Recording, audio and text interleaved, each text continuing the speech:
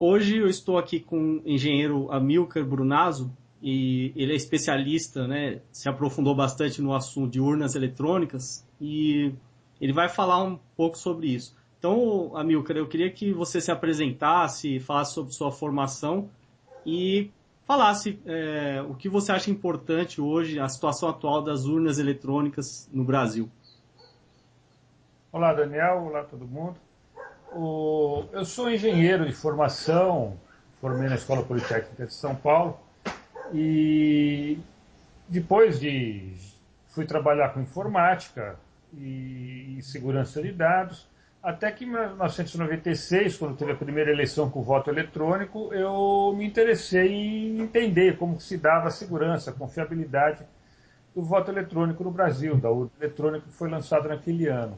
E aí passei a estudar o assunto, em seguida comecei a escrever sobre o assunto, participar de congressos de informática, no ITA principalmente, sobre segurança de dados.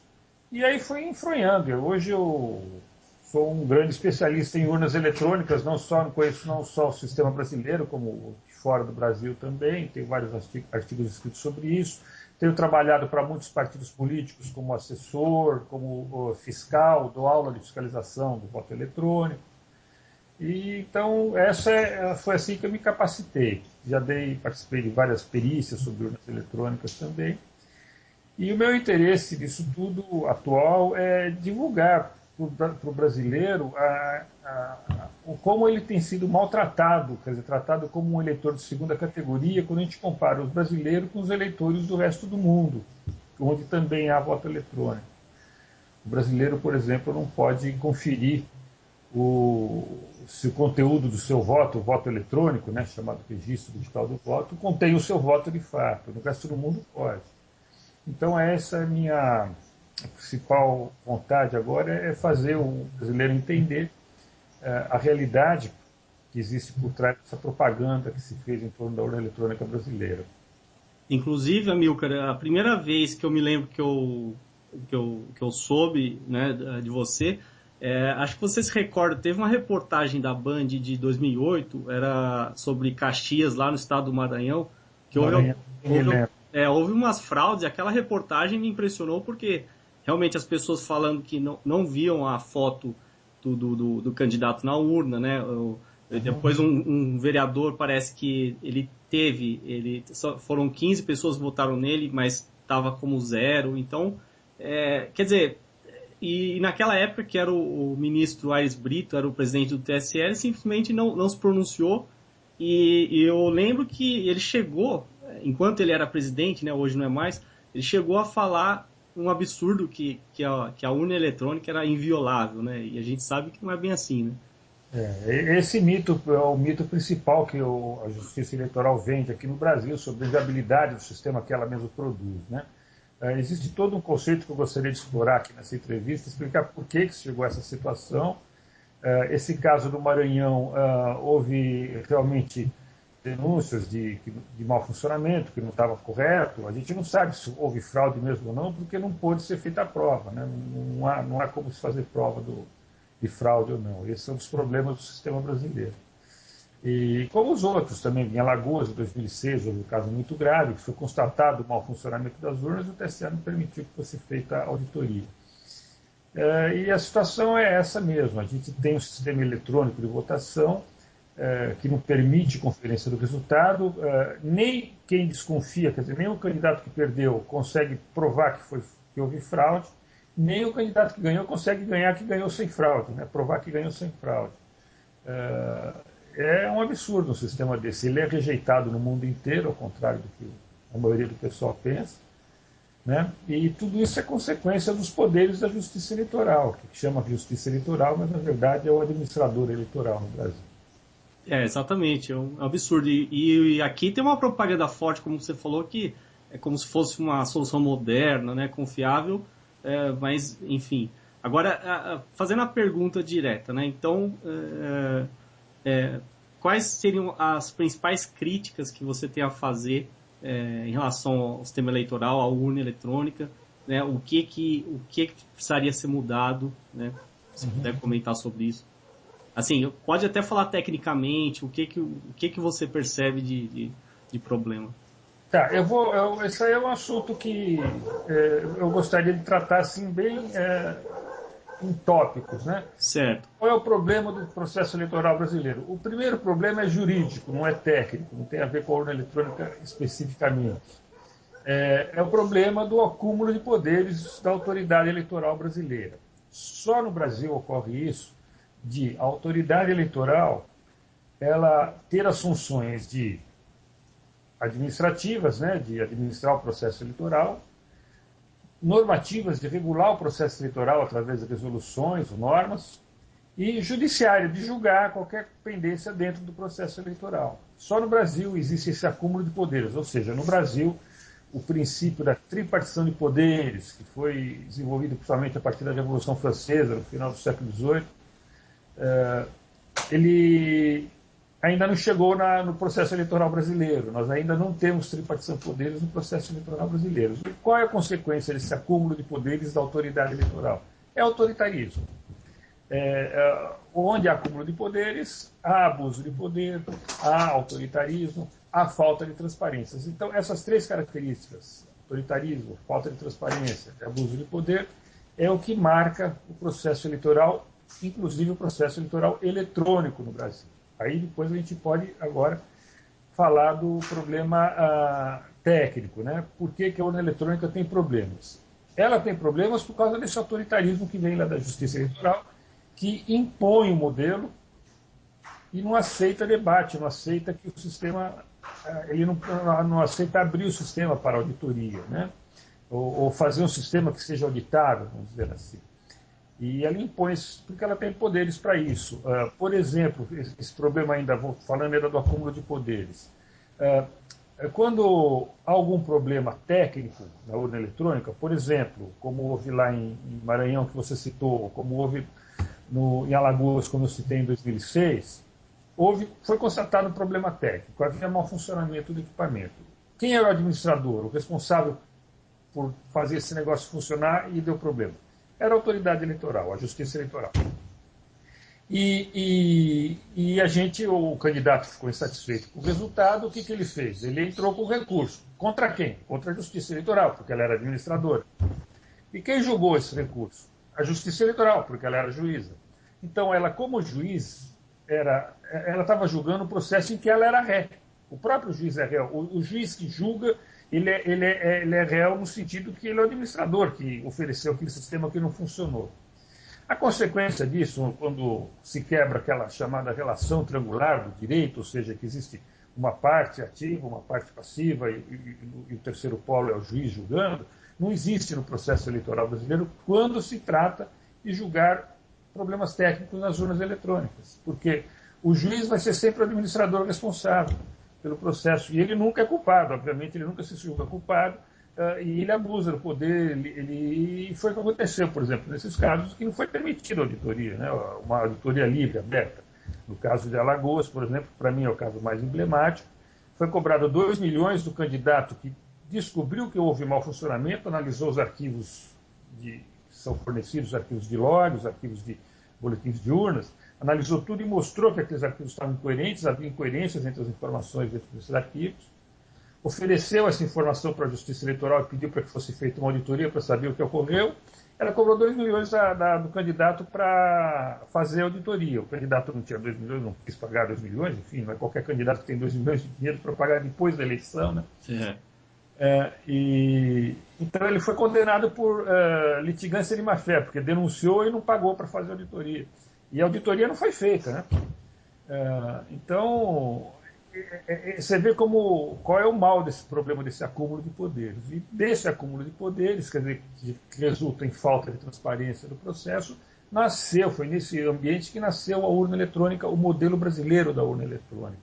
E toda a propaganda que vem junto com ela, que nos faz pensar, que fez o brasileiro pensar que o modelo é modelo para o mundo inteiro, que todo mundo tem inveja do nosso sistema, que a gente é pioneiro, que a gente é líder, e todo mundo quer copiar nosso sistema. Tudo isso são informações falsas. Acho muito importante essa oportunidade que você está me dando, Daniel, porque se todo o pessoal que trabalhasse com comunicação na internet, jornalistas, se conscientizasse desse problema, a importância de fazer a contrapropaganda, porque esse autoritarismo, esse poder supremo aí da justiça eleitoral, eles acabaram construindo uma imagem que funcionou bem, né? 90% do povo aceita a urna brasileira, né? A urna eletrônica brasileira, apesar dela não ter transparência nenhuma. Exatamente. E eu fiquei impressionado com o seu relato do candidato ter que pagar para fazer a auditoria, quer dizer... E pagar um preço primitivo, né? 2 milhões para o candidato. Depois, qual é o candidato que você desconfia? Você descobre, você pede os arquivos, os candidatos têm, os partidos têm direito a pedir os arquivos digitais gerados no processo eleitoral. Né? São os arquivos de log, arquivos de boletins de urna, arquivos de registros digitais do voto. Analisando esses arquivos de cada urna, se encontrou incoerências. Aí fala, bom, eu não sei o que significa, se houve desvio de voto ou não. Né? Por exemplo, em Alagoas, tinha urnas que o arquivo de boletim de urnas dava uma quantidade de votos, o arquivo de log dava outra quantidade de votos totais. Né? Então, não sabia o que tinha acontecido. Aí você pede para descobrir o que aconteceu e fala, você tem que pagar 2 milhões, senão você não vai saber. Não, é praticamente inviabilizar, né? Agora... eu acho, inclusive, interessante comparar o que aconteceu em 2006 em Ohio, nos Estados Unidos. A urna brasileira é fabricada por um fabricante chamado Diebold Procomp. É uma empresa americana. E ela fabrica urnas também lá nos Estados Unidos, ou melhor, fabricava. Né? Até em 2004 ela teve problemas na Flórida, não, foi como que é? Na Califórnia. Em 2006 teve problema em Ohio, as urnas eletrônicas da Diebold, lá nos Estados Unidos. Uhum. Ohio, quando deu problema lá, foi no mesmo momento que deu problema nas urnas aqui em Alagoas. Constatou-se que os arquivos da auditoria indicavam um mau funcionamento. Agora, isso aí foi o começo do processo nos dois lugares, Ohio e Alagoas. Se encontrou arquivos que indicavam mau funcionamento do sistema das urnas eletrônicas fabricadas pelo mesmo fabricante. São modelos diferentes, os deles lá são mais modernos que o nosso, são tela touchscreen, é melhor, mas a estrutura lógica é a mesma dos dois sistemas. E, bom, qual foi a diferença no procedimento? Em Ohio, a autoridade eleitoral, que não é a juíza, ela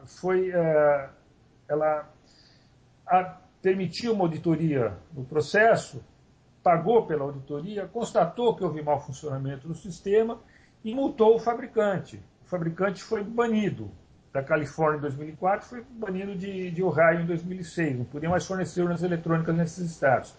Logo em seguida, o presidente da firma caiu e ele vendeu a parte de urna eletrônica. Hoje a Diebold não fabrica mais urna eletrônica nos Estados Unidos. Isso foi lá em Ohio. E aqui no Brasil o que aconteceu? Eles pegaram as urnas eletrônicas, separaram, porque estava um questionamento jurídico, compraram mais 6 mil urnas eletrônicas do mesmo fabricante para poder usar na eleição de 2008 e puniram o candidato que denunciou o problema. Né? O contrário, né? O contrário... Aqui o fabricante foi premiado com a compra de outras urnas. Quer dizer, deu defeito as urnas de 2006, que foram usadas em 2006, eles tiraram essas urnas de circulação, compraram 6 mil para pôr no lugar. E... Enfim, o cara foi premiado, o fabricante. Né? Não, essa empresa só fabrica urna eletrônica hoje em dia no Brasil, só continua fabricando aqui. Nos Estados Unidos ela fechou, encerrou, porque... E as urnas eletrônicas que a gente vai usar nas eleições de 2012 são essas desse mesmo fabricante? Do mesmo fabricante. Ele forneceu praticamente... O parque todo que vai ser usado agora em 2012 é tudo fornecido por esse fabricante. O projeto da urna é feito pelo TSE, mas a fabricação é por esse fabricante. Isso... As especificações que o TSE dá, né? Não, é absurdo, né? No caso, assim, você tem conhecimento se o Ministério Público tomou alguma atitude para ir contra isso? Olha, o Ministério Público está ciente disso tudo, nós já levamos denúncias, já levamos manifestações, mas eu acho uma coisa muito estranha o que acontece com o Ministério Público no processo eleitoral. Em geral, o Ministério Público é um poder independente, né, que está acompanhando, vigiando os outros poderes, para vendo o que está acontecendo, né, para fazer as suas denúncias.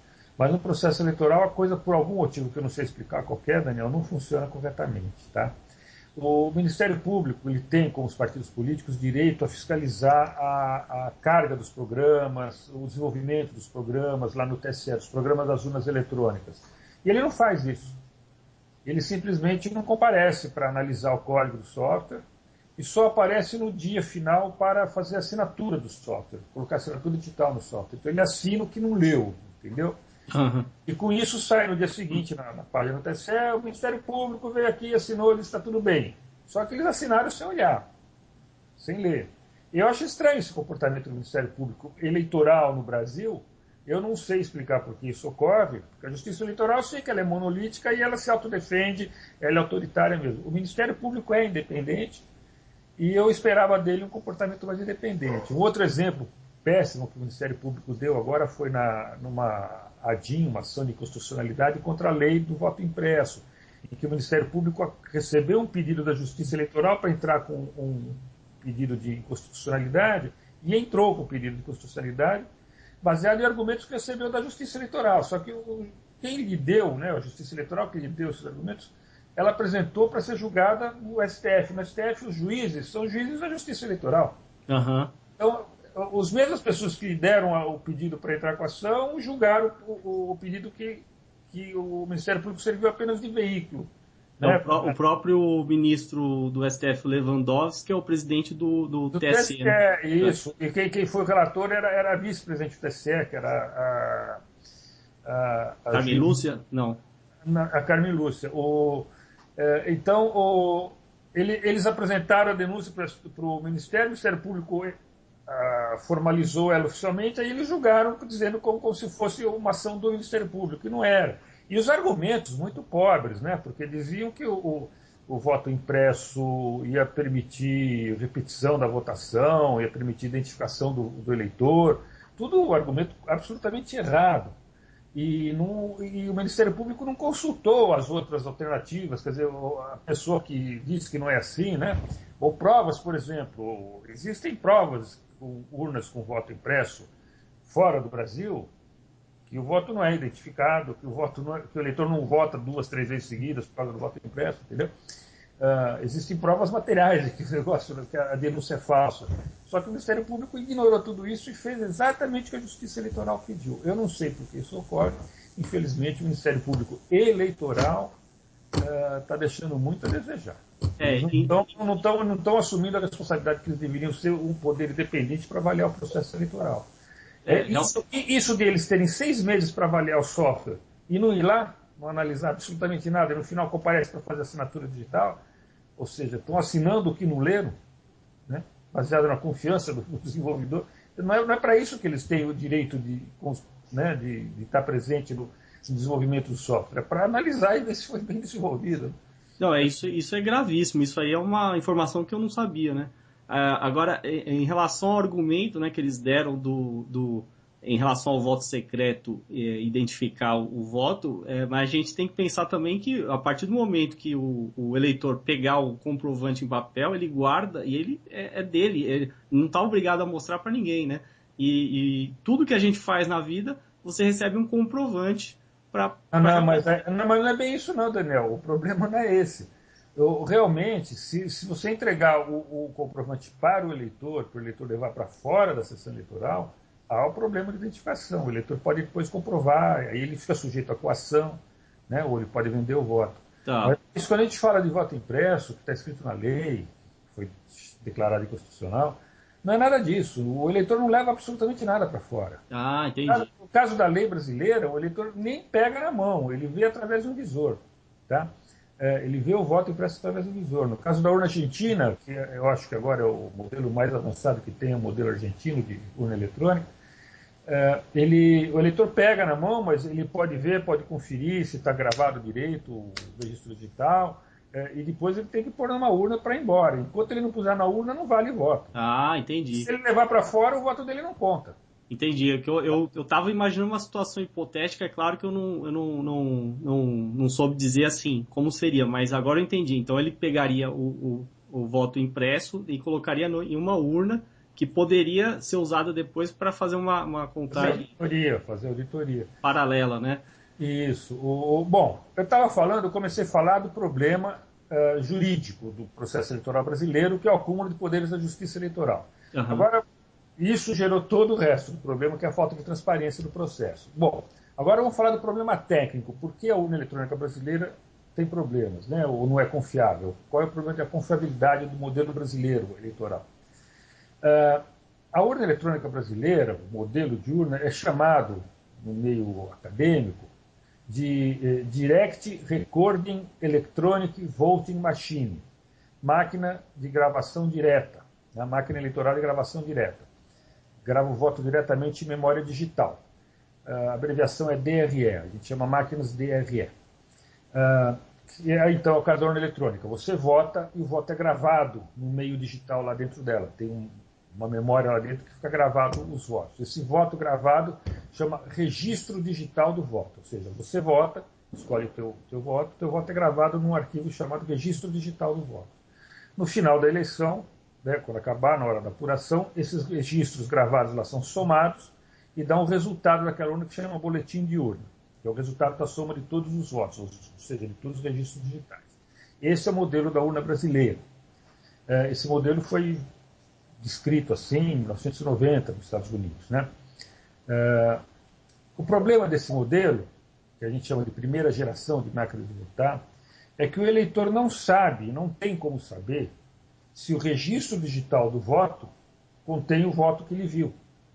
Porque uma coisa é o que você vê na tela, é o voto em potencial, vamos dizer assim. Você vê na tela da máquina aquilo que você quer votar, e você confirma. Depois que você confirma, o seu voto é gravado, num arquivo chamado registro digital do voto. Como você vai saber, você eleitor, se o que foi gravado no registro digital do voto é o seu voto? Uhum. Tá? O eleitor brasileiro não pode saber. É proibido. A Justiça Eleitoral não permite que o eleitor saiba o que foi gravado como sendo o voto do eleitor, não permite que o próprio eleitor veja o que foi gravado como sendo o voto dele. Tá? Uhum. Para contornar esses problemas, veio a segunda geração de máquinas eleitorais, que é as máquinas eleitorais que gravam o voto eletronicamente, mas mantém uma segunda gravação, um segundo registro do voto que o eleitor possa conferir. Tá? Esse segundo registro, normalmente, é o voto impresso. A urna grava o voto no registro digital e imprime o voto no papel. Então, cada voto vai ter duas vias. Vai ter uma via impressa e uma via digital. O eleitor pode conferir a via impressa. Ele pode ver que a via impressa, ele vê o que está gravado. Né? Certo. Essa do registro eletrônico é que ele não vê o que foi gravado. Aí esse voto impresso, que o eleitor viu, a gente chama de voto impresso conferível pelo eleitor, né? O eleitor pode conferir que é o voto dele, é guardado numa urna comum. Após a eleição, se pode fazer uma auditoria, se a soma dos votos impressos é igual à soma dos votos eletrônicos. Tá? Essa é a chamada segunda geração de máquinas de votar, que está sendo usada no mundo inteiro, menos no Brasil e na Índia. Só o Brasil e a Índia ainda mantêm máquinas de primeira geração. Uhum. Que não dá para o eleitor conferir o registro. O resto do mundo está exigindo, onde está sendo implantado sistemas eleitorais eletrônicos, né, voto eletrônico, estão usando sistemas assim, de segunda geração, que a gente chama. Uma variação do sistema de segunda geração, uma alternativa. Em vez da urna imprimir o voto, também pode ser feito o seguinte: o eleitor escreve o voto à mão, numa célula, preenche os campos, né, coloca num scanner. O scanner lê o conteúdo do voto e apresenta na tela, e o eleitor confirma. Então, o voto vai existir a via material escrita pelo eleitor, que é o voto material, e depois o scanner que ele confirma é gravado no registro digital, ou seja, continua tendo duas vias do voto. Uhum. Então, essa variação, ou com o scanner, ou com o voto sendo impresso pela urna eletrônica, é o que se usa no resto do mundo, hoje em dia, fora o Brasil e a Índia. Certo. Então, os equipamentos de segunda geração são esses que permitem que o eleitor veja o registro do voto. E depois, esse voto que o eleitor viu, de fato, conferiu, é usado para fazer a auditoria do voto eletrônico. O voto eletrônico ele é rápido na apuração. O problema do voto eletrônico em máquinas de primeira geração, como as urnas brasileiras, é que não permite você saber se ele está somando rápido, mas você não sabe se está somando certo. Você não sabe se aqueles votos que estão somando são os votos mesmo. Exatamente. Não tem como fazer auditoria contábil do processo. É muita pretensão, né, da Justiça Eleitoral ela achar que todos nós, né, 190 milhões, tem que confiar plenamente nela e não exigir nenhuma...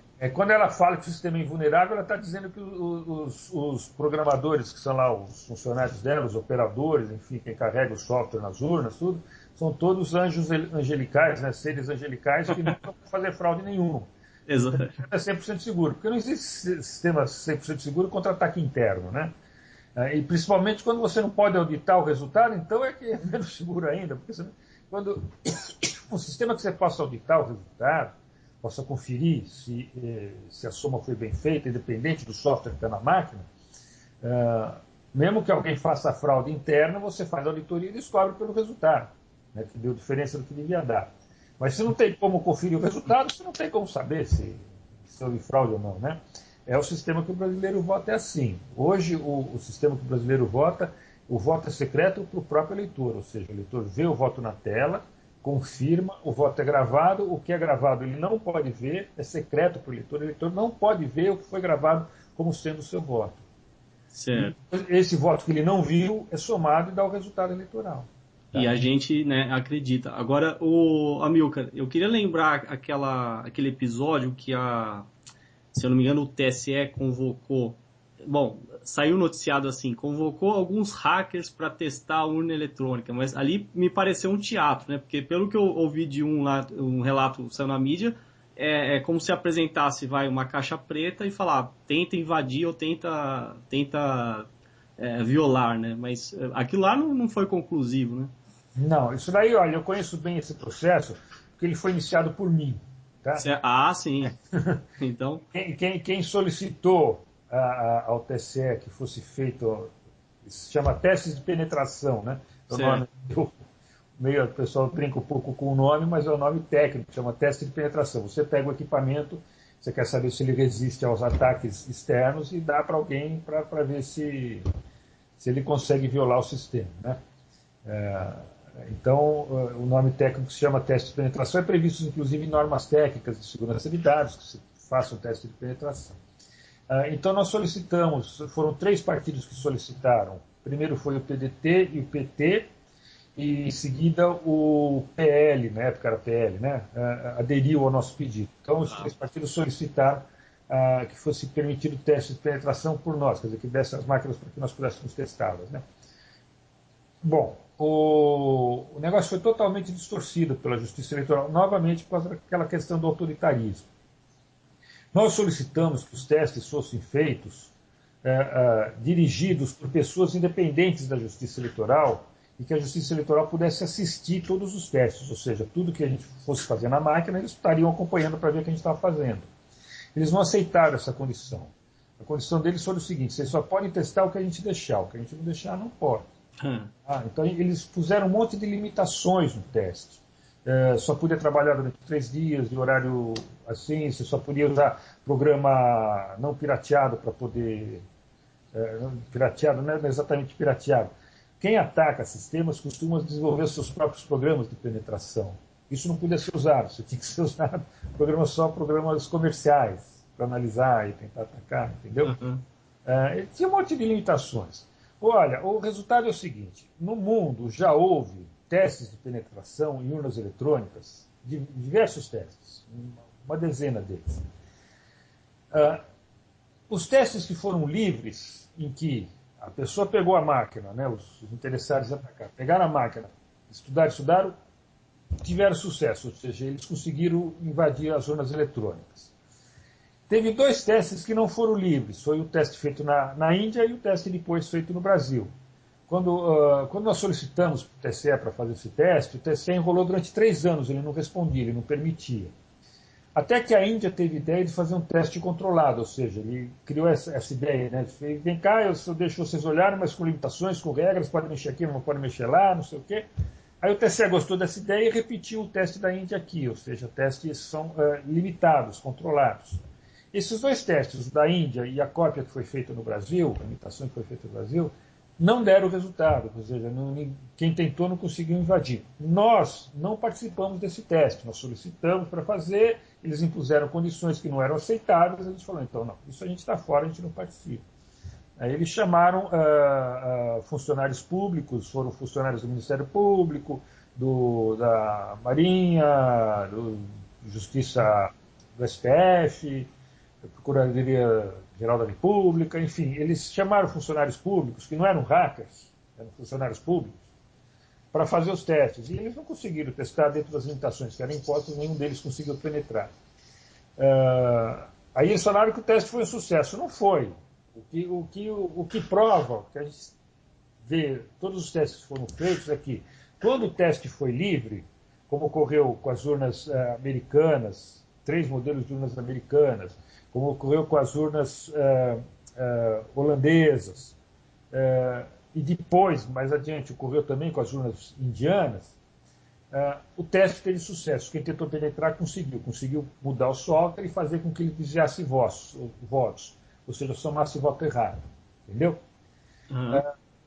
Já na urna brasileira, no teste brasileiro e no teste indiano, que não foram permitidos, não deu sucesso, o cara não conseguiu sucesso.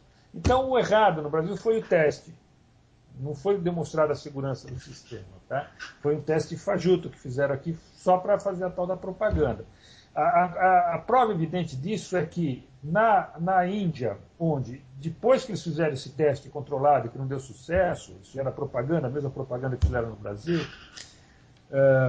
alguém pegou uma urna indiana, levou para Princeton, na Universidade de Princeton, na Califórnia, Estados Unidos, fizeram o teste livre, né, tentaram atacar e atacaram e tiveram sucesso. Ou seja, a urna indiana foi atacada sob o teste controlado, não deu sucesso, foi atacado sob um teste livre, teve sucesso o ataque. A urna brasileira ainda não foi testada no teste livre porque é crime. Se você pegar uma urna e fizer isso, você pode ser preso. Né? Eu não fiz o teste, eu já vi testes sobre a urna brasileira, eu sei que dá para modificar o software dela, mas não pode ser publicado isso, se publicar é crime.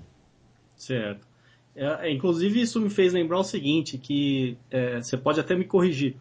Salvo engano, no começo, parece que eles usavam o Windows como sistema operacional, depois mudaram para o Linux, né? E, ao mesmo tempo, quer dizer, o Linux a gente sabe que está sob uma licença considerado software livre, né?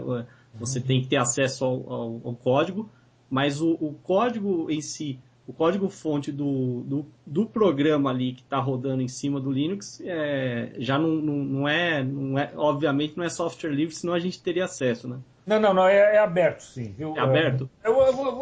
Vamos agora entrar um pouco mais nessa questão do software, porque também se engana muito os brasileiros com essa questão do software. Bom, primeiro é o seguinte, o primeiro modelo de urna brasileiro usava um sistema operacional chamado Virtuos, Tá. que era um DOS melhorado, era um DOS antigamente, né, melhorado, que tinha multitarefa.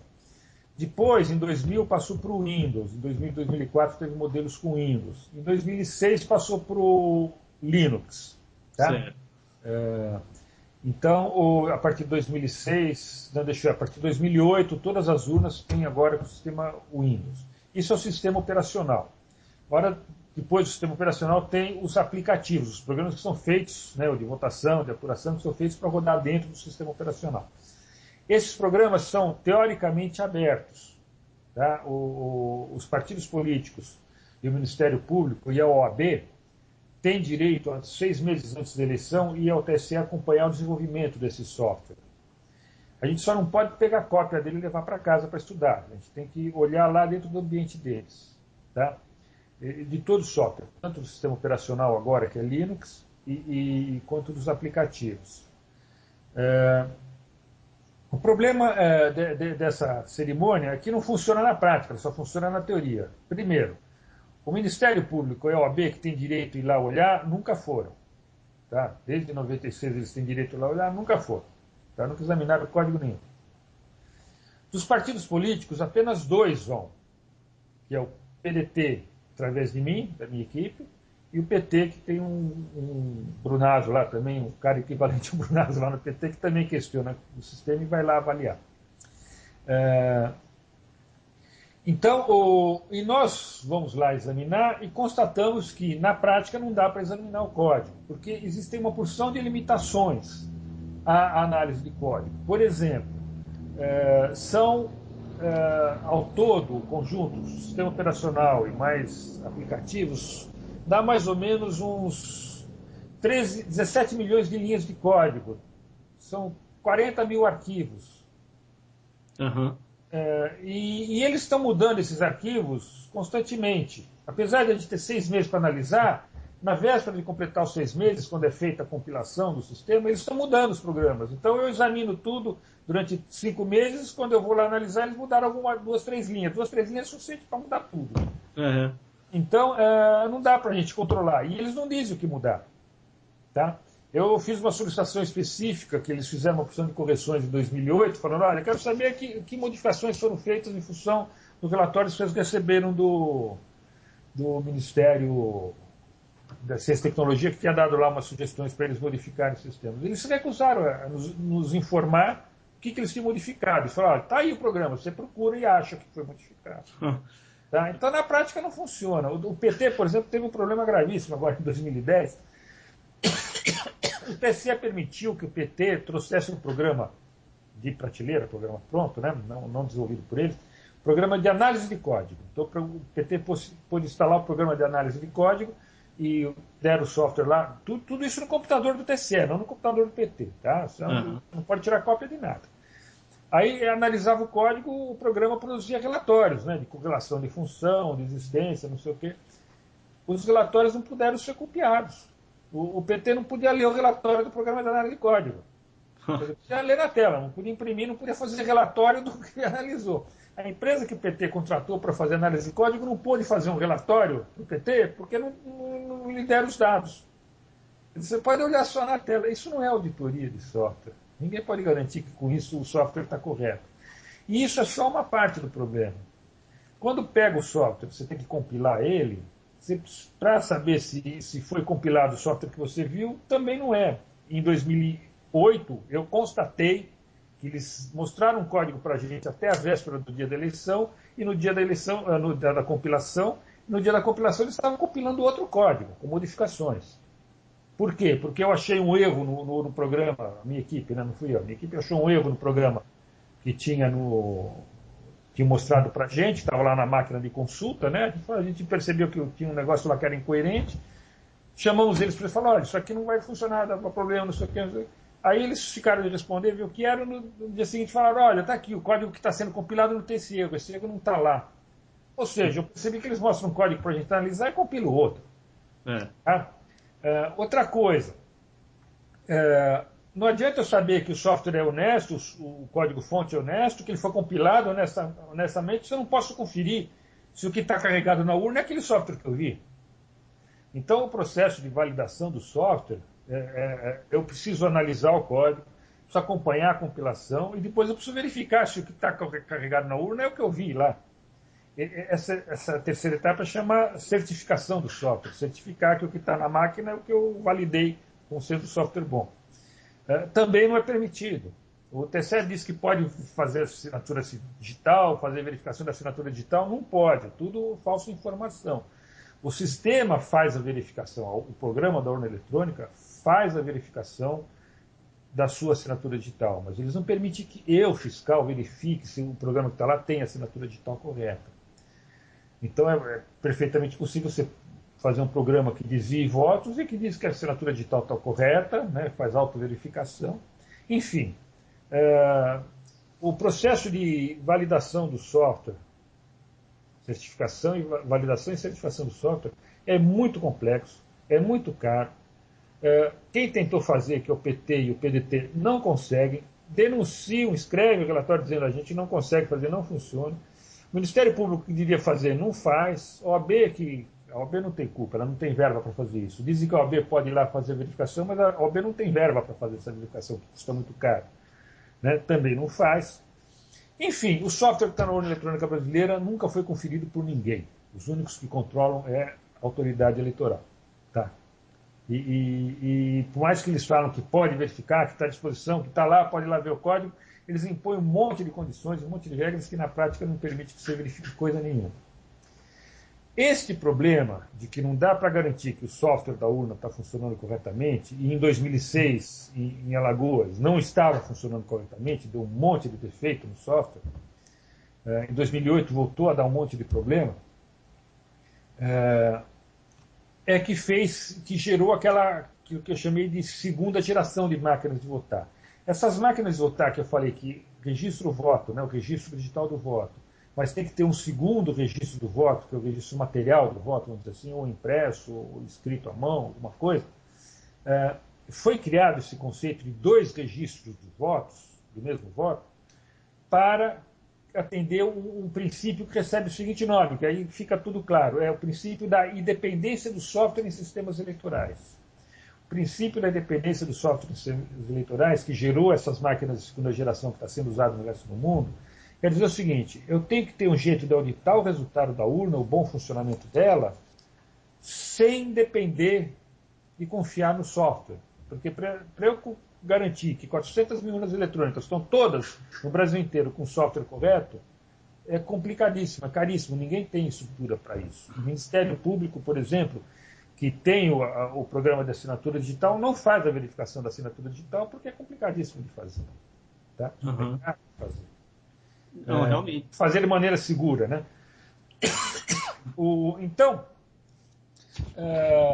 foi assim que se criou essas máquinas de segunda geração, ou seja, para criar um jeito de auditar o resultado da eleição que não dependa de eu confiar no software.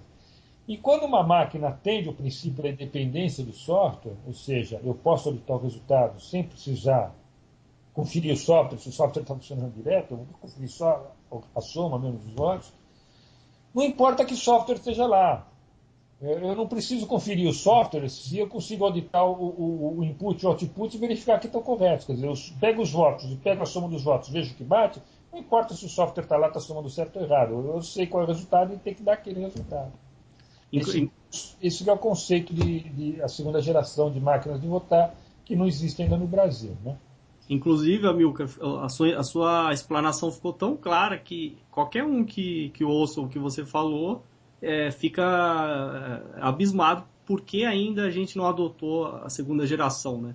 E então, assim, poderia ser feita essa verificação. Eu fico imaginando até se eles não têm o medo de adotar essa segunda geração, confirmarem que está com problema, e aí isso vai gerar um verdadeiro comprometer todo o sistema, inclusive levantar dúvidas sobre eleições anteriores, né?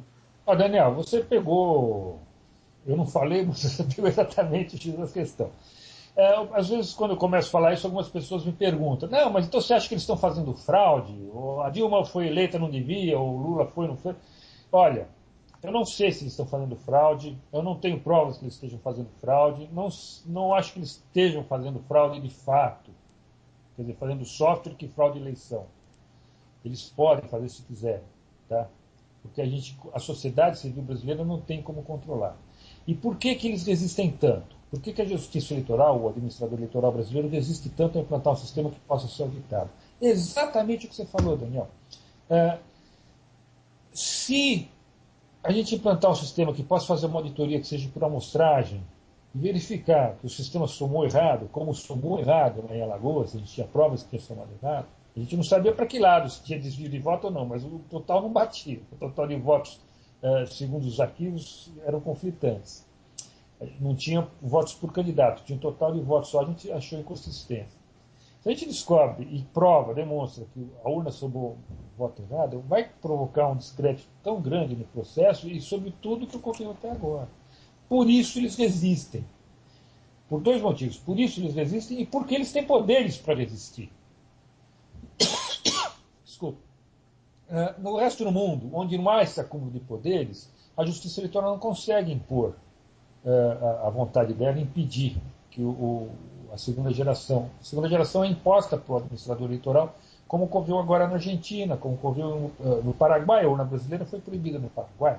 Ela foi cedida, foram dadas 20 mil urnas brasileiras para os paraguaios usarem em 2006, eles usaram, foi usada em eleição oficial, 20 mil urnas brasileiras doadas pelo TSE de lá. E em 2008 foi proibido, porque em 2006, 3 meses depois da eleição, apareceu um vídeo lá na televisão, lá, que é a TV Globo lá do Paraguai, Canal 4, de Assunção, foi publicado um vídeo mostrando a urna desviando o voto. Agora, aqui no Brasil, a gente não consegue isso. Você está me dando essa oportunidade de falar aqui, mas Não é todo jornalista que consegue fazer isso. Eu, por exemplo, fui entrevistado pelo Carlos Azenha, Luiz Carlos Azenha, da Globo, em 2002, quando ele era vice-âncora do Jornal Nacional, para falar sobre os problemas de uns flashcards que apareceram lá voando em Petrópolis. A matéria foi censurada. Ele fez a matéria e não conseguiu publicar, porque o TSE soube que a matéria ia para o ar e interferiu. Ele chegou na direção da Globo, deu uma ordem da Globo para os caras não publicar a matéria no Jornal Nacional. No Paraguai, o TSE não conseguiu fazer isso. A matéria saiu lá com as urnas sendo violadas. Né? Na Argentina, as urnas brasileiras foram usadas na Argentina. Em 2006 foram usadas as urnas brasileiras em sessões para eleitores estrangeiros. E lá na Argentina, o eleitor estrangeiro pode votar em alguns casos, na eleição municipal. Então, foram feitos os testes, tudo, foram feitas as críticas, e o sistema foi abandonado. Aqui no Brasil, a gente não consegue fazer a crítica ser publicada. Essa matéria que você citou da Band é uma exceção que escapou aí. E foi para o ar e causou um baita no estrago lá. Eles essa matéria. Inclusive, na época, eu fiquei impressionado com essa matéria, eu não esqueci, e depois eu achei estranho, porque ninguém falou mais nada, né? Isso, eles abafam muito. Então, esse poder que a autoridade eleitoral tem no Brasil, ela não consegue levar para fora do Brasil, e lá fora aparecem os problemas das falas. Aqui, eles continuam escondendo tudo. Tá? Por isso que o eleitor brasileiro ainda tem essa imagem de que o sistema é confiável, é seguro, é o melhor do mundo. O brasileiro pensa que a urna eletrônica brasileira é modelo do resto do mundo. Ela foi abandonada no resto do mundo, foi rejeitada pelo mundo inteiro. Mais de 60 países, Daniel, vieram ao Brasil conhecer a urna eletrônica brasileira, estudar, alguns levaram para testar. E todos rejeitaram, não tem ninguém que use o modelo brasileiro de eletrônica. Até o Paraguai, né? O Paraguai, que é famoso por falsificar, né? Até eles rejeitaram, né? Isso. Então, eu acho isso incrível, né? O brasileiro é muito manso nesse aspecto. Eu vi agora, gostaria de falar, se me der a oportunidade, de falar dessa Claro. experiência que eu tive na Argentina agora, e eu tive lá em outubro para acompanhar a eleição com a urna eletrônica de lá. O modelo novo que surgiu lá na Argentina. E é incrível como eu que já analiso já conceitualmente, já conheço bem os detalhes técnicos, né, de segurança, confiança e transparência, já vou analisando o X da questão. É incrível como a diferença como o eleitor brasileiro é desrespeitado pela justiça eleitoral, né, comparado com a Argentina. Para você ter uma ideia, essa urna argentina a gente chama de urna, mas na verdade ela não é nem uma urna, ela não acumula votos. Né? Ela permite que o eleitor argentino ele vota na máquina, né? É uma tela grande, uma tela de 23 polegadas, bem maior que a tela brasileira, né? Da urna brasileira, uma tela grande, touchscreen, que o eleitor vai pondo o dedo na tela e escolhendo o voto. Então o eleitor pode votar pelo nome do candidato, pode votar pelo número do candidato, pela foto do candidato, até pela cor da logomarca, lá do símbolo do partido. Né? Ele põe o dedo lá na marca do partido e vota. Entendeu? Ele não precisa escrever nada, o eleitor. Não tem teclado, na máquina argentina não tem teclado. Por exemplo, esse referendo não, o plebiscito que teve no Pará agora, em novembro, para decidir se é dividir ou não o Pará, o brasileiro tinha que digitar 5 para dizer não e 7 para dizer sim, ou vice-versa. Porque não tem tecla sim e não na urna brasileira. É, absurdo, né? Na Argentina, como é na tela, ele escreve um botão sim, um botão não e você vota. Faz uma consulta qualquer, você põe lá. Então é muito mais amigável a urna argentina brasileira. Para o eleitor votar é muito mais simples. Aí o eleitor monta o voto na tela, né? Ele está montando. Aí ele votou lá para deputado estadual, escolheu o deputado estadual, escolheu o candidato. Ele escolheu o senador. É o eleitor que escolhe a ordem dos candidatos a votar. Porque no Brasil você é obrigado a votar, né? Uma ordem fixa, né? Estadual, federal, senador, governador, presidente, né? Lá não. Lá você escolhe o que você quer votar, a ordem que você quer, e aí você vota para deputado estadual, depois escolhe o presidente, aí você não gostou, você volta para trás, escolhe de novo, reapaga, refaz. Aqui não. Aqui depois que você confirma o voto para deputado estadual, você passa para votar para deputado federal, você não pode mais votar para trás. Não, quero mudar meu voto para deputado estadual. Não pode. Na Argentina pode. O eleitor pode escolher à vontade o voto e mudar a hora que quiser. Bom, e depois de ter votado, o voto é gravado, cria o tal do registro digital do voto. A diferença é que lá o registro não fica gravado na urna, não é uma memória dentro da urna, um disco lá que tem gravado, qualquer disco, nada disso. É uma cédula em papel que tem um chip embutido dentro dela. O voto é gravado nesse chip e é impresso na própria cédula. Então, o eleitor fica na mão com uma cédula que tem impresso o voto que ele escolheu, completo, né, todos os candidatos, e ainda tem um chip, ele está gravado o registro digital do voto. Ou seja, as duas vias do voto, o registro digital e o registro impresso, estão no mesmo documento. Aí o eleitor vai e coloca isso dentro de uma urna, né, antes de sair. E se ele levar o voto para fora, para mostrar para alguém, o voto não é voto. Ele não pôs na urna, não vai ser contado. Uhum. Se depois que ele votou na máquina, imprimiu o voto, ele vê que o voto impresso é o dele, mas ele é um cara como eu, ele fica falando, mas será que o registro digital é mesmo que igual ao impresso? Eu, por exemplo, sou um cara muito desconfiado. Está escrito aqui, meu voto é esse, mas de repente o voto digital é outro e vai somar o que está gravado no digital.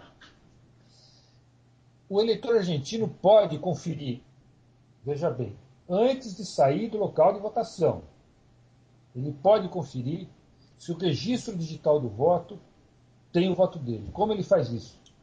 Ele vai numa máquina qualquer, que tenha lá no local de votação, tem mais de uma máquina por local de votação, ele aproxima só, ele não precisa nem enfiar dentro, ele só chega perto com o voto dentro da máquina, o voto que está gravado no chip que está na mão dele aparece na tela. Olha. Se ele vê na tela o voto igual que está impresso no papel que está na mão dele, ele sabe que o registro que está gravado naquele chip é o voto dele. Uhum. Ou seja, tudo isso dentro da sessão eleitoral. O eleitor pode fazer isso dentro da sessão eleitoral. Depois que ele viu, conferiu, imprimiu e está satisfeito, aí ele enfia dentro da urna, que está na mesa do mesário, né? Os fiscais ficam olhando lá que ninguém está pondo voto lá dentro. Ele vai embora, não leva nada com ele não leva voto com ele para fora. Tá? Então, o eleitor argentino, se no meio disso tudo, antes de ele depositar o voto, ele chegou na maquineta lá para conferir e olhou e falou, não, me arrependi, não quero mais esse voto. Ele rasga essa cédula, joga no lixo e pede outra virgem do mesário e vai e vota de novo. Então, ou seja, o eleitor argentino tem direito a refutar o registro do voto. Ele vê o registro do voto, se ele não concordar, ele refuta, fala, isso eu não aceito, eu quero votar de novo. O brasileiro não pode. Imagina você falar, olha, confirmei, não, quero mudar meu voto, não estou satisfeito. Primeiro que a gente não pode conferir se ele gravou certo, né? E não pode refutar também o que foi gravado. Então, o eleitor argentino é tratado com muito mais respeito pela justiça eleitoral ou pela autoridade eleitoral lá na Argentina. Ele pode refutar o voto, ele pode escolher a ordem do voto, ele é muito mais amigável, ele pode votar no nome, no número, ele escolher a forma de votar. E, principalmente, ele pode conferir se o registro digital do voto tem o voto dele. Quer dizer, para o eleitor argentino, o voto não é secreto. O eleitor brasileiro não pode refutar, não pode conferir se o registro digital tem o próprio voto. Ou seja, para o eleitor brasileiro, o voto é secreto para o eleitor. O eleitor não pode ver se o voto que vai ser somado, que vai passar pelo processo de apuração eletrônica, tem o voto dele. E isso, eu falo, isso porque o voto aqui é obrigatório, né? Então a gente não tem nem... É quase que uma ditadura isso, né? Porque você tem que se amoldar ao esquema deles e não pode nem contestar, né? E outra coisa... A gente está no sistema desse, sim. Na Argentina o voto é obrigatório também, mas pelo menos o eleitor pode conferir que o voto dele é o dele. Né? Exatamente. Agora, em relação a... Você citou a Argentina, né? Eu já vi que o modelo da Argentina é excelente, mas tem algum outro país que você acha que merece elogios ou o modelo da Argentina, se fosse adotado aqui, quer dizer, seria o melhor possível, assim? Olha, hoje eu considero o modelo argentino o melhor que tem, tá? Mas existem outros aceitáveis também. Na Venezuela, desde 2004 se usa, apesar de toda a crítica que se faz ao Chaves, na verdade é porque se faz muita crítica ao Chaves, a OEA, a Fundação Carter, não confiavam muito no Chaves, não aceitavam que ele fizesse um sistema... deixa eu explicar melhor aí. A urna eletrônica brasileira, o Brasil é pioneiro no seguinte aspecto: o Brasil foi o primeiro país do mundo a usar a urna eletrônica em 100% do eleitorado. Isso foi em 2000. O Brasil não foi o primeiro país a usar a urna eletrônica. A Holanda começou a usar em 92, 93, a Índia começou a usar em 96, em 94, antes do Brasil. Mas o Brasil foi o primeiro país que fez a urna eletrônica em 100% do eleitorado. Todos os eleitores votavam com urna eletrônica. Aí o TSE foi na OEA, a Organização dos Estados Americanos, e ofereceu o sistema brasileiro para que a OEA divulgasse para os outros estados americanos. E foi assim que a urna brasileira foi parar no Paraguai, na Argentina, no México, no Equador, foram feitos testes com as urnas lá. Era a OEA que levava a urna brasileira para esses estados para testarem. Todos eles rejeitaram a urna brasileira, mas a OEA levava para dizer. Na Venezuela, a OEA não levou o modelo brasileiro, porque a OEA, os Estados Unidos têm poder forte dentro dela, eles não aceitavam que o Chávez tivesse uma máquina de votar em que ele pudesse manipular o resultado e ninguém pudesse conferir o resultado. Entendeu? Então, na Venezuela foi imposto que o sistema eleitoral eletrônico que eles queriam usar lá já fosse de segunda geração. Foi o primeiro país, em 2004, a ter um sistema eleitoral de segunda geração. É uma urna eletrônica que imprime o voto, o eleitor pega o voto, coloca numa urna comum e no final da eleição 2,5%, 3% das urnas são auditadas para verificar se o software bateu, né? Se o voto eletrônico bateu com o voto impresso, a soma dos votos. É feita uma auditoria por amostragem. Na primeira eleição eles não ficaram contentes com a amostragem pequena, foram estendendo, chegaram a quase 50% das urnas foram feitas auditorias. Depois eles estão fazendo com menos quantidades. Mas, enfim, a urna eletrônica usada na Venezuela, por causa dessa desconfiança que os Estados Unidos têm sobre o Chaves, é mais moderna que a brasileira. Já, desde 2004 já é de segunda geração. Existem outras urnas também, por exemplo, na Espanha, eles não usam o voto eletrônico lá, que é proibido, mas tem uma fábrica de urna eletrônica que faz urna eletrônica com ou sem voto impresso, depende de quem quiser. Então é um modelo que dá para ser auditado também. Então existem outros modelos de urna. Nos Estados Unidos também existem máquinas, já existem agora, né? Antes não existia, agora já existe. Que nos Estados Unidos, em 2007, saiu uma norma técnica não obrigatória, uma norma técnica recomendando urnas de segunda geração. Em 2009, essa norma técnica foi refeita, foi atualizada e continua recomendando o uso de urnas eletrônicas de segunda geração. Então, de 2007 para cá, a maioria dos estados americanos estão passando para urnas de segunda geração. Já tem 39 dos 50 estados americanos já usam urnas de segunda geração. O negócio lá cada estado tem o seu sistema, cada município tem o seu sistema, então o negócio não é geral, não é todo mundo de uma vez, né? Vai aos poucos lá. Enfim, existem várias máquinas já de segunda geração. Nos Estados Unidos, o que está crescendo mais nos Estados Unidos são urnas aquele tipo que eu falei com scanner. O eleitor vota na cédula, coloca no scanner rápido, aparece na tela, ele confirma e aí o voto escaneado fica guardado para auditoria. É o que está mais sendo difundido atualmente nos Estados Unidos, né? São máquinas de segunda geração também. Enfim, é isso. Só a Índia e o Brasil, que foram exatamente os países que fizeram aquele teste de penetração fajuto, que continuam resistindo, quer dizer, fizeram o teste de penetração fajuto justamente para poder fazer publicidade, que o sistema era seguro, 100% confiável, como dizem os ministros do TSE, né? Que o sistema é absolutamente 100% confiável, não dá para fraudar, então por que quer mudar? Esse é o argumento deles, né? Não, é absurdo, né? Inclusive, eu fico impressionado o seguinte, eu também li notícia, é claro que você já está a par que algumas regiões estão colocando aquelas urnas com leitor biométrico, né, da digital, não é? Parece uma inovação, né? Eles investindo nisso, mas assim, esquecendo do principal, né? Porque não, veja bem, a ideia da biometria no sistema eleitoral é para evitar um tipo de fraude, que é a fraude de alguém votar em lugar de outra pessoa, né? A ideia é essa, a biometria serve para isso. A biometria não resolve, nem tem como resolver, o problema do software desonesto que desvia voto. O eleitor pode ser o eleitor correto, com a biometria correta, se ele votou correto, mas se somar o software estiver lá, somar o voto errado, não adianta. Então, a biometria não resolve o problema do software, ela é feita para resolver outros problemas. Tá? É o problema do eleitor que vota no lugar, de alguém que vota no lugar do eleitor verdadeiro. O eleitor falta, alguém vota no lugar dele. Por exemplo, uma fraude muito comum, que é fácil de fazer na urna eletrônica brasileira, é a fraude do mesário, que a gente chama. Chega às 4h30 da tarde, no final do processo eleitoral, já a sessão eleitoral está vazia, os fiscais já se cansaram, já foram embora, está só os mesários lá dentro da sessão, fica meia hora lá não tendo o que fazer, eles fazem um acordo entre eles, um libera a urna, pega o código do eleitor que não veio ainda, não apareceu até aquela hora, e o outro mesário vai lá e vota. Ou seja, os mesários engravidam a urna. Isso é perfeitamente possível com a urna brasileira. Tá? Então, a ideia da urna biométrica seria acabar com essas fraudes. Tá? Mas é uma enganação, Daniel. Infelizmente, ela não acaba com essas fraudes. Mesmo com a urna biométrica, é possível mesário por votos na urna.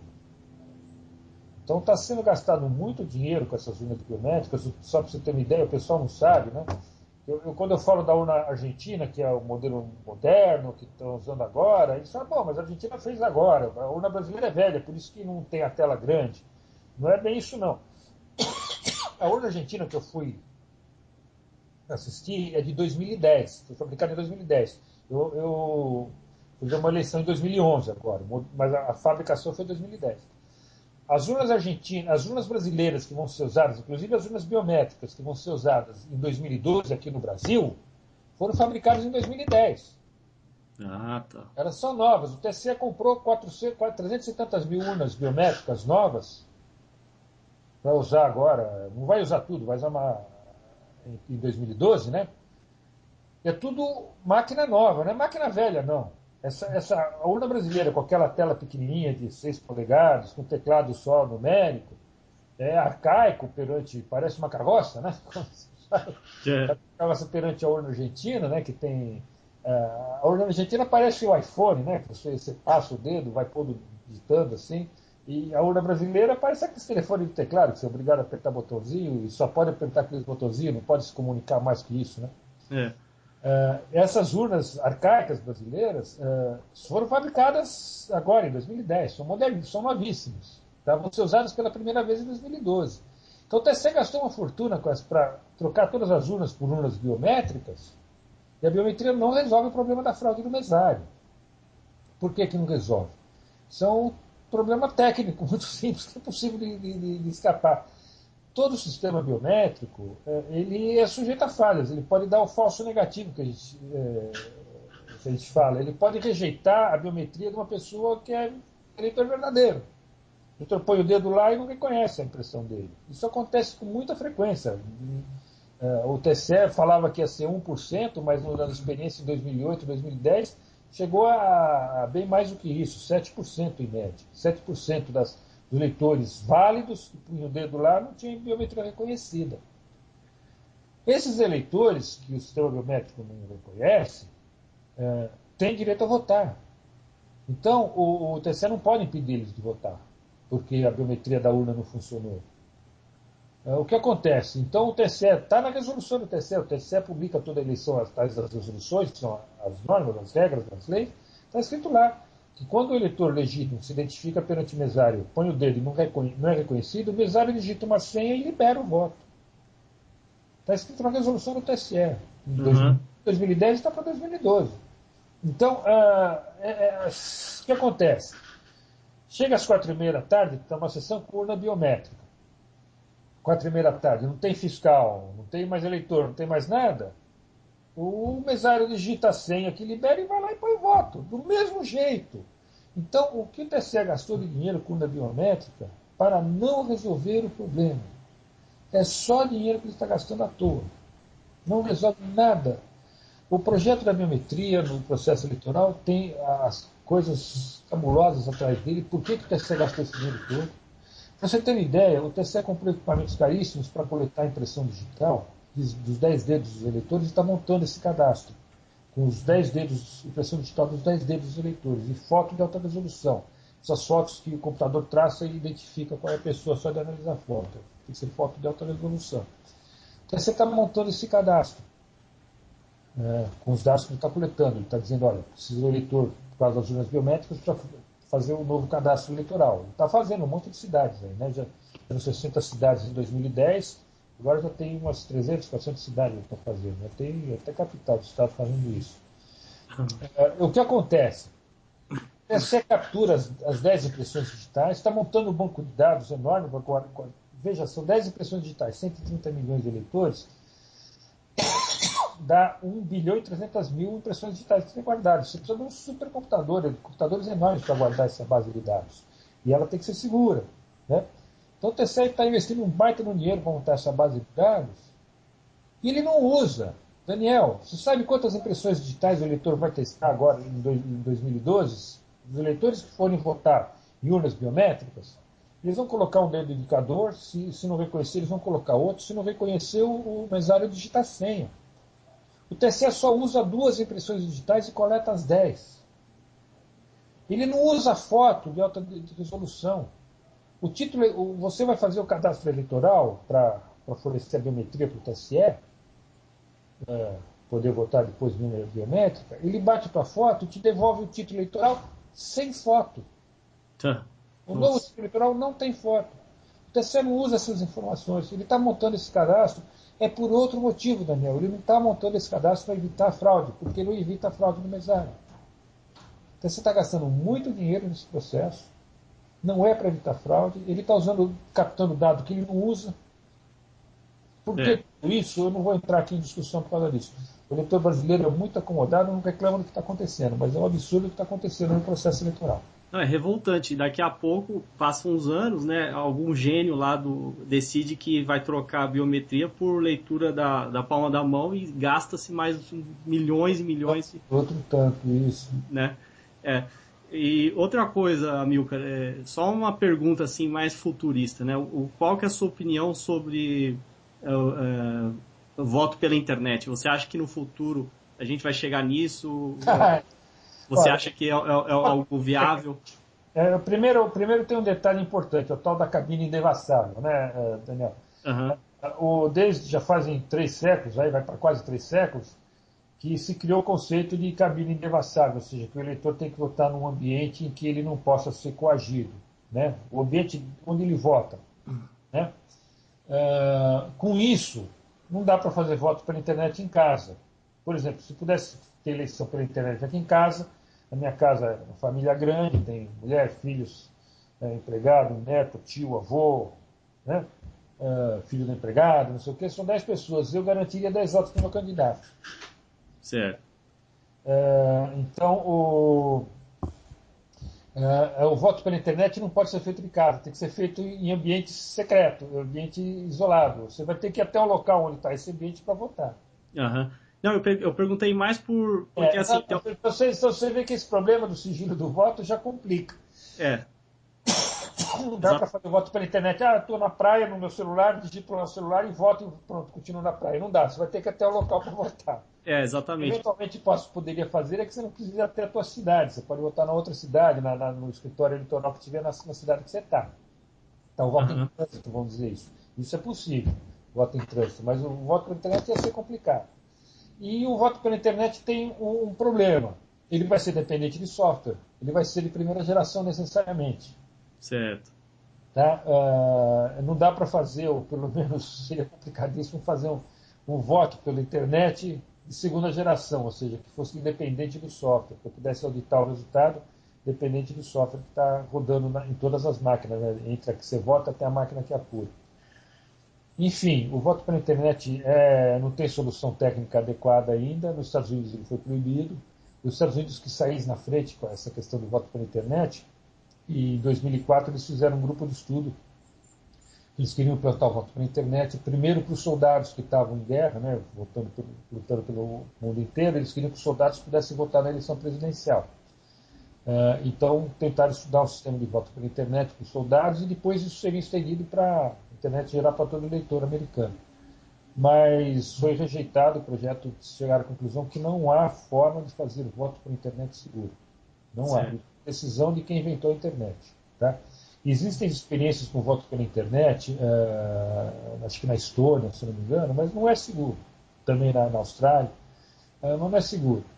O voto pela internet, existem muitos softwares de votação pela internet que está sendo usado em eleições de instituições, né, de clubes, institutos, não sei o quê.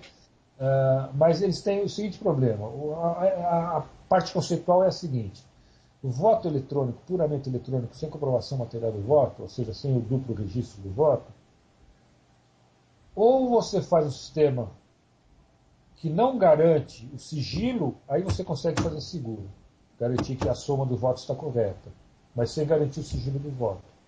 Ou você faz um sistema que garante o sigilo do voto, mas aí você não consegue provar que ele está somando os votos corretamente. Aham. Então, essas duas condições, sigilo do voto e justa apuração, essas duas qualidades que o sistema eleitoral deve ter, não pode ser atendido simultaneamente com o sistema na internet. Certo. Então, tudo que está tendo de voto pela internet aí são sistemas que não garantem o sigilo do voto. E onde você não garante o sigilo do voto, existe o problema da coação. Tá? Uma fraude eleitoral, que é a coação de eleitores, se o eleitor puder demonstrar em quem votou, tiver como se quebrar o sigilo do voto, o eleitor passa a ser sujeito à coação. Então, em sistemas eleitorais em que se quer sigilo do voto, tem que ser sistema de segunda geração. Aham. E na internet não dá para fazer sistema de segunda geração que garante o sigilo do voto. Dá para fazer um sistema seguro, que soma correto, mas sem garantir o sigilo do voto. Tem um sistema aí chamado Helios, muito citado como referência de sistema de votação pela internet, mas os autores são honestos. Eles escrevem na primeira página, não garantimos o sigilo do voto. Tá? Certo. Tem dificuldades, quer dizer, não é que você chega lá, clica e abre o voto do cara, não é assim, tem dificuldades, mas não é garantido, pode ser aberto para quem souber penetrar no sistema. Certo. E outra pergunta, né? Até a gente já está passando de 1 hora, mas vamos em frente. Em relação assim, legislação, o que tem hoje assim? Tem projeto de lei para implantar, para mudar a situação atual? O que? Olha, existe uma lei no Brasil que previa a migração para a urna eletrônica de segunda geração a partir de 2014. Foi uma briga aprovar essa lei, porque o TSE fez muita pressão no Senado, na Câmara, depois na Presidência da República. O ministro, né, o Jobim, que era ex-presidente do TSE, era ministro do Lula, pediu para o Lula vetar a lei, mas graças a Deus a gente conseguiu aprovar a lei estava valendo. Para 2014 seria implantado o urna de segunda geração no Brasil. Aí veio aquele caso que eu já citei aqui, a Justiça Eleitoral, os juízes eleitorais, o Colégio de Presidentes de Tribunais Eleitorais, pediram para o Ministério Público entrar com uma denúncia de inconstitucionalidade dessa lei. Tá. Né? A denúncia é absolutamente errada, equivocada. Diz que o voto impresso, ou seja, o segundo registro do voto, vai permitir violação do voto, é mentira, está errado, o conceito está completamente errado. E diz que o eleitor poderia votar mais de uma vez por causa disso, também está errado. Mas o Ministério Público entrou com isso, aí atendendo o pedido do Colégio de Presidentes de Tribunais Eleitorais. Aí foi para ser julgado no Supremo por quem? Pelos juízes que são juízes da Justiça Eleitoral. Uhum. Ou seja, eles fizeram o pedido e eles eram juízes da ação que eles eram autores, basicamente é isso. Né? E eles suspenderam a lei. Olha. Eles não tiveram coragem de declarar inconstitucionalidade, porque não é. Eles suspenderam a lei em caráter cautelar e vão julgar, sabe-se lá quando, se a lei é constitucional ou não. Então a lei não está mais valendo no Brasil. O que aconteceu? Como essa denúncia de inconstitucionalidade não tem pé nem cabeça, existe já um julgado, isso já existe jurisprudência na Alemanha, de que a urna eletrônica sem voto impresso é inconstitucional, e o TSE, o STF brasileiro quer julgar o contrário, quer dizer que o voto impresso é inconstitucional, ia dar choque de jurisprudência. Os juízes brasileiros iam ter que explicar para os alemães, né, eles explicar por que eles estão jogando ao contrário deles lá. Então, o que aconteceu? O TSE pegou um deputado e um senador, depois que ele suspendeu a lei, ele pegou um deputado e um senador e deu um projeto para cada um, idêntico, para eles revogando a lei. Essa lei que o STF já suspendeu, um senador e um deputado federal entraram com o projeto de lei revogando a lei do voto impresso. Tá? Tirar do STF a obrigação de declarar ela inconstitucional, porque ela não é inconstitucional. Esse projeto de lei, derrubando a lei do voto impresso, que é de 2014, está caminhando na Câmara, já foi aprovado no Senado, está na Câmara agora. A gente vai ver se a gente consegue segurar isso na Câmara para não ser aprovado. Mas o gozado é que 2 projetos de lei entrou um na Câmara e um no Senado, de autores diferentes, mas o texto é igualzinho, ou seja, a mesma origem. Vieram da Justiça Eleitoral, que não tem coragem de se apresentar como autora, ela esconde, né? Tem problema do autoritarismo, tudo, né? Ela não pode dizer como autora, já que ela tem interesse na coisa. Esse caso do Ministério Público ter servido de fantoche aí de laranja, né? O Colégio Eleitoral de Presidentes do TSE, da Justiça Eleitoral, eles pediram para o Ministério Público entrar com o processo, porque se eles entrassem, vai ficar na cara que eles são autores e juízes do mesmo processo. Né? Então eles pediram para o Ministério Público entrar de laranja, o Ministério Público aceitou e participou dessa fase. Então é isso, a questão do projeto de lei, existe esse projeto de lei que está na Câmara agora, querendo acabar com a lei do voto de segunda geração, de máquina de segunda geração para o Brasil. Vamos ver o que a gente consegue fazer, se consegue segurar isso lá. Tem mais. Agora, é muito difícil enfrentar esse poder da justiça eleitoral, desse autoritarismo dela, porque muitos políticos têm medo dela, né? Por exemplo, esse deputado e esse senador que apresentaram o projeto de lei que receberam da justiça eleitoral, né? Os dois apresentaram 2 textos idênticos, no mesma data. Imagina você candidato, né? Todo político é candidato, recebendo do juiz eleitoral um pedido. Olha, faz um favor, apresenta esse projeto de lei lá para tirar essa lei que está incomodando a gente não gosta aqui. Qual é o candidato que vai ter coragem de negar isso, né? Bom, alguns têm, a maioria aceita a pressão do juiz, né? Então é fogo. Esse problema do acúmulo de poderes da justiça eleitoral do Brasil está causando um mal muito grande para o nosso processo eleitoral. Total falta de transparência, total falta de respeito para o eleitor. O eleitor não pode. O voto é um absurdo. O voto ser secreto para o próprio eleitor. Né? No Brasil. Como é que você vai exercer a sua cidadania, né? Isso, imaginar uma democracia onde você não tem certeza em quem você votou, né? Uma coisa que a gente notou nessa eleição da Argentina é isso. Os juízes lá, os eleitorais, eles respeitam muito mais os fiscais dos partidos, certo?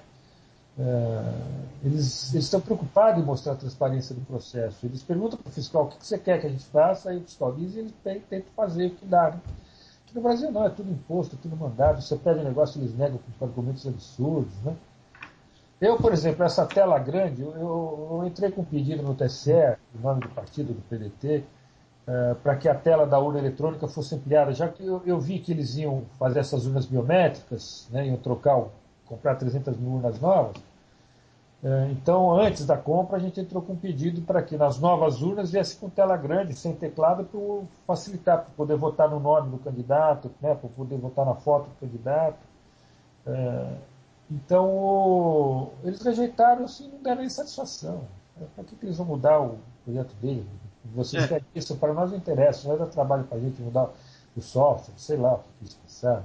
Exatamente. E outra coisa que eu pensei da vantagem dessa tela grande, eu lembro quando eu fui votar, dependendo do ângulo, acho que ela tem um ângulo baixo de visão, né? Você não enxerga muito bem. Você imagina então, por exemplo, minha mãe tem catarata, quer dizer, ou algum idoso, né, que não enxerga muito bem, aquela telinha pequena, ele pode até, né, tinha que ser uma coisa mais acessível. A tela monocromática é sempre mais difícil de enxergar, né? Ela tem sempre esse problema da luminosidade. Todas as urnas têm um botãozinho atrás que você regulando aumenta ou diminui a luminosidade, né, da tela. Mas nem sempre está bem regulado esse botão, nem sempre o que é bom para um eleitor é bom para o outro, né? Dá esse problema assim, muito comum. Já uma tela colorida com mais informação, que você pode pôr votar no nome, ou votar no texto, ou votar. Você põe o dedo onde está escrito o nome do cara, né? Você não precisa votar. Enfim, tem mais opções, né? Aham. Bom, então, uma última pergunta, Milka. Qual que é a sua opinião sobre o voto facultativo, né? Você não acha que, assim, uma democracia, você não acha absurdo que o voto seja obrigatório, obrigar o eleitor a votar? Qual a sua opinião?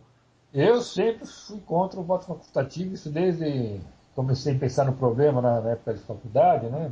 Então, quando eu comecei a votar em 18 anos de idade, já se vão lá 40 anos, né? Mais de 40 anos, sempre fui contra o voto obrigatório. Sou a favor do voto facultativo. Ah, sim. Eu falei errado no começo, né? Não, eu sou contra o voto obrigatório, a favor do voto Sim, facultativo. sim, Eu sim. acho absurdo um dever obrigatório, né? Um direito obrigatório, né? Exatamente, algo que, né? Com certeza. Acho que Bom, ele tem argumentos, conheço pessoas sérias que defendem o voto obrigatório, porque por causa dessa marginalização, diversidade cultural que tem no país, gente muito mal informada, mas não, obrigar o cara a votar não está resolvendo. Né? Ele acaba vendendo voto, acaba sendo enganado. Eu acho que devia mais. Eu não gosto dessa tutela sobre o eleitor. Acho que mais tem que dar responsabilidade para eles e exigir que ele vote direito. Né? Quem quiser votar, vota.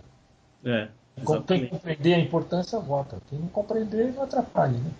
Exatamente. Só uma outra Tem que curiosidade que eu, dar, e tem que dar educação correta para todo mundo, né? Isso tem que dar. claro, Saúde, tudo. E o voto não ser obrigatório. com certeza. E uma outra curiosidade que eu tive agora, eu lembrei, assim, a gente estava falando sobre a questão lá do código-fonte, né, da urna, ou então as urnas de segunda geração, que permite uma segunda, né, apuração.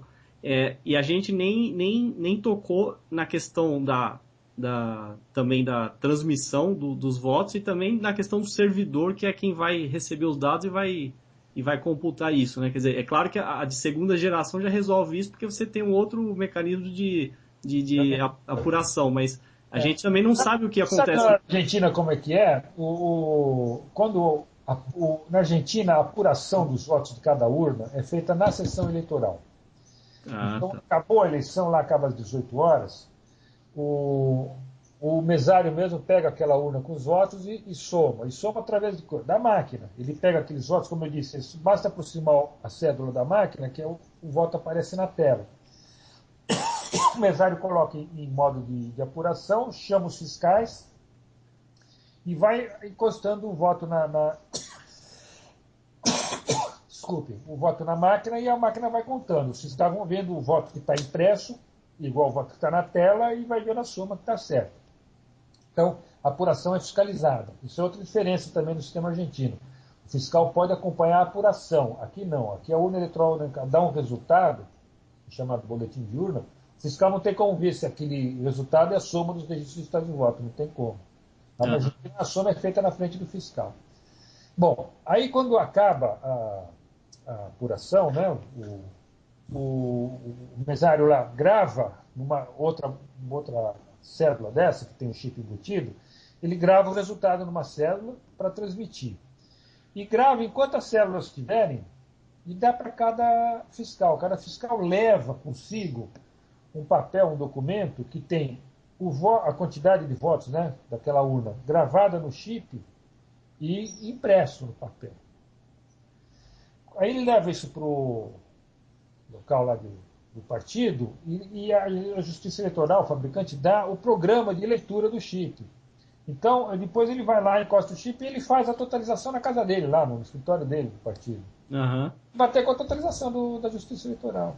Bacana. Aí quando esse resultado de cada sessão é transmitido pela internet. Eles vão lá, tem um computador ligado na internet, encosta o chip no computador e depois transmite para a totalização.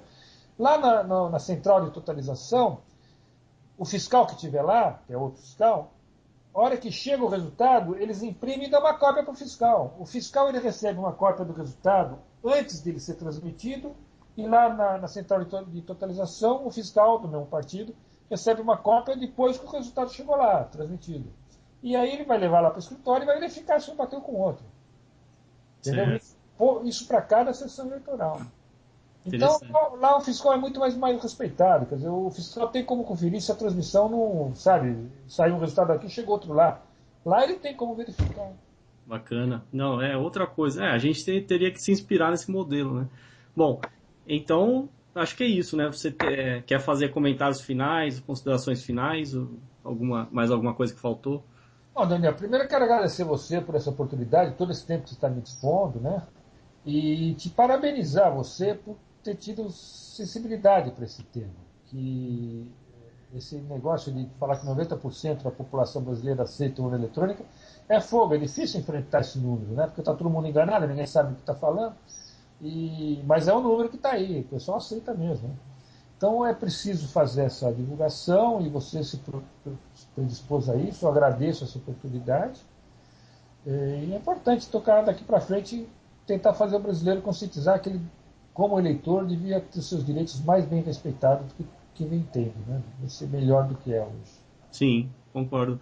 Não, eu que agradeço, né, o seu tempo e praticamente foi uma aula aqui, porque eu tô bem mais informado agora depois de ter ouvido você, né, Amilcar?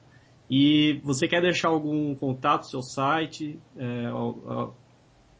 Bom, nós tem um grupo aí que tem dois grupos que trabalham comigo nessa questão do voto eletrônico. Um é um mais informal na internet, é um fórum de debates. O canal é www.votoseguro.org, sem o BR. Aham. Tá? Aí entra numa página, é uma página ainda antiga, modelo antigo, né? Nem blog é ainda. Mas de lá você pode chegar a maioria das informações atuais sobre o processo eleitoral brasileiro. Tem textos em português, textos em inglês. E o outro é um grupo que a gente chama de CEMIND, ou COMIND, é o Comitê Multidisciplinar Independente, é um grupo de 10 pessoas que está fazendo relatórios técnicos, jurídicos e técnicos sobre os processos eleitorais. A gente já fez o primeiro relatório sobre a urna eletrônica brasileira, acabamos de lançar agora o segundo relatório sobre as urnas eletrônicas argentinas, e vamos continuar o trabalho daqui para frente. Mas o trabalho do CEMID se acessa também através do site do Voto Seguro. Ou seja, no Voto Seguro sempre vai ter um link para os relatórios do CEMID.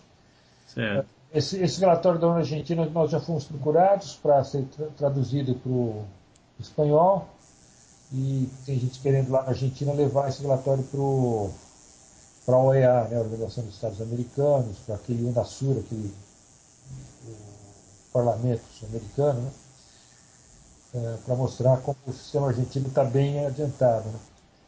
Enfim, e isso aí são os que a gente oferece para quem quiser conhecer mais sobre o assunto. Procurar Certo. o seguro.org e de lá tem link para um monte de informação. Bacana. Então, mais uma vez, obrigado, Mica. E vou fazer o possível para esse vídeo ser divulgado, espalhado. Vou pedir para quem assiste clicar em gostei, né? E clicar em adicionar os favoritos. E quem sabe, né? Quem sabe, ainda que seja improvável, mas espero até que, sei lá, a mídia comece a dar atenção sobre isso. Quem sabe a TV chame você para focar nisso, né? Porque não se fala, né? No Brasil não se fala nisso, né? Ninguém fala nada. Vamos ver.